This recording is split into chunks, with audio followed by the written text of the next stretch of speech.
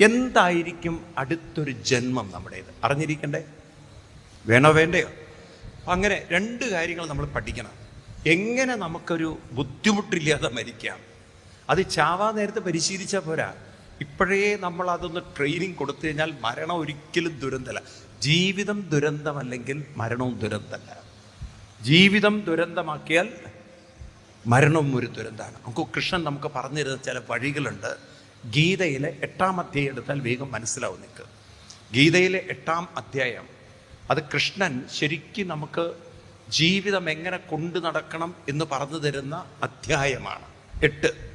എനിക്ക് തോന്നുന്നു ഈ അധ്യായങ്ങളൊക്കെ നമ്മൾ ശരിക്കും പഠിക്കേണ്ടതാണ്. പ്രായമായവർ പ്രത്യേകിച്ചെടുത്ത് പഠിക്കണം. ഭഗവാൻ പറയുന്നു 8-ാം അധ്യായം, സർവദ്വാരാണി സംയമ്യ മനോഹൃതി നിരുദ്ധ്യച. നോക്കൂ, ശ്രദ്ധിക്കൂ.